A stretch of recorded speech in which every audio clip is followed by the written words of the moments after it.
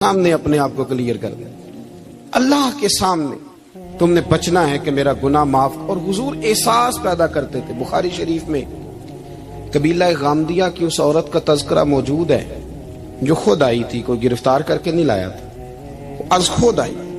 احساس پیدا ہو گیا نا گناہ کا۔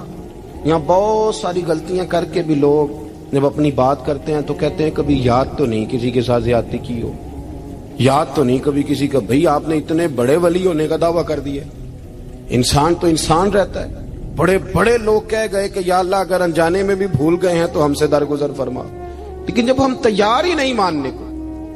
حضرت انس بن مالک کہتے ہیں وہ خاتون آئی، کوئی پکڑ کے نہیں لایا، کسی 14 دنوں کے ریمانڈ پہ نہیں اسے منوایا گیا، اسے وہ خود بخود آئی۔ اور کریم محبوب علیہ السلام کے سامنے جب وہ کھڑی ہوئی تو اتنے درد سے میں نے کم لوگ روتے دیکھے ہیں جس درد سے وہ روئی۔ عرض کرنے لگی حضور میں غلطی کر بیٹھی ہوں، مجھ سے زنا ہو گیا، مجھے پاک کر دے۔ تو محبوب کریم علیہ السلام نے فرمایا تو کیسے ثابت کرے گی تو نے گناہ کیا؟ یعنی مجرم کو ثابت کرنا پڑ رہا ہے کہ میں گناہ گار۔ یہ وہ کمال ہے کہ انسانوں کو احساس ہونے لگے کہ یہاں ہم غلط ہیں۔ جب اعتراف جرم ہوتا ہے، جب بیماری کی تشخیص ہوتی ہے تو پھر اس کا علاج بھی ہو جاتا ہے۔ حضرت انس بن مالک کہتے ہیں وہ عرض کرنے لگی حضور میرے پیٹ میں ناجائز بچہ ہے۔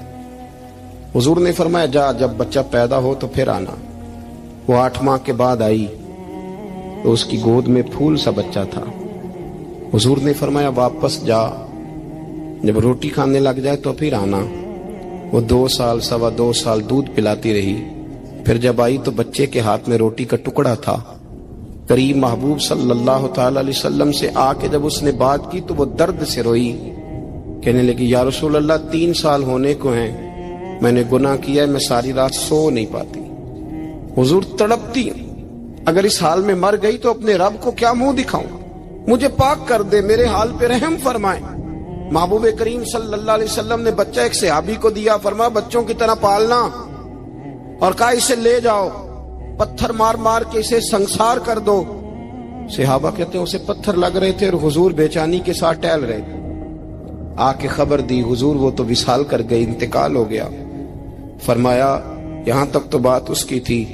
حضرت انس بن مالک کہتے اب محبوب کریم نے صحابیات سے فرمایا اسے غسل دو، کفن پہناؤ، جنازہ تیار ہو جائے تو مجھے خبر کرنا۔ حضرت انس بن مالک کہتے ہیں غسل ہوا، کفن ہوا، جنازہ تیار ہوا تو حیران ہم تب ہوئے جب میرے محبوب نے فرمایا صفے بناؤ میں خود جنازہ پڑھاؤں گا، میں خود جنازہ پڑھاؤں۔ اور سرکار نے جنازہ پڑھایا تو ایک شخص کی زبان سے نکلا حضور اس ملعون کا معاذ اللہ جنازہ جس نے ناجائز بچہ جنا، اس کے لیے آپ دعا کر رہے ہیں، جنازہ پڑھا۔ حضور فرمانے لگے خاموش ہو جاؤ، تم نے گناہ دیکھا ہے اس کا احساس نہیں دیکھا، تم نے غلطی دیکھی ہے لیکن اس کی توبہ کا انداز نہیں دیکھا۔ اور صاحب کنز العمال نے یہ لفظ نقل کیے ہیں کہ کریم محبوب فرمانے لگے اس نے تو ایسی شاندار توبہ کی ہے کہ اگر میں اپنی ساری امت میں بانٹ دوں تو اللہ سب کی مغفرت فرما دے گا۔ احساس جب پیدا ہو جاتا ہے نا اپنے دل کے اندر کہ یہاں میں غلط ہوں، ان العبد اذا اعترف ثم تاب تاب اللہ علیہ، او کما قال نبی صلی اللہ علیہ وسلم، رواہ مشکات۔ حضور نے فرمایا جب کوئی بندہ کہتا ہے نا اللہ میں بھول گیا تھا اور پھر وہ توبہ کرتا ہے تو رب اس کی توبہ کو فوراً ہی قبول فرما لیتا ہے۔ حضرت عبداللہ بن حذافہ جہاد کر رہے تھے، روم کے عیسائیوں نے گرفتار کر لیا، 1000 آدمی نے مل کے پکڑا، گرفتار نہیں ہوتے تھے صحابی، 1000 آدمی نے گھیرا ڈالا، گرفتار کر کے لے گئے۔ اور جب بادشاہ کے سامنے گئے تو وزیر کہنے لگا بادشاہ بندہ بڑے کام کا ہے، اگر ہمارے قابو آ گیا تو فائدہ دے گا۔ صحابی ہیں حضرت عبداللہ بن حذافہ، حضرت فاروق اعظم کا زمانہ ہے، اگر قابو آ گیا تو فائدہ دے گا۔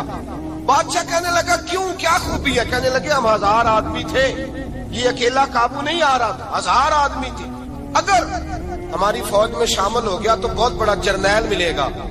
بادشاہ کہنے لگا کوئی مسئلہ نہیں، 2-3 چیزیں ہوتی ہیں بندے کو خریدنے کے لیے، خرید لیتے ہیں۔ بادشاہ کہنے لگا عبداللہ جتنی دولت تجھے چاہیے میں تجھے دے دیتا ہوں، میرے لشکر میں آ جا، معاذ اللہ اسلام چھوڑ دے۔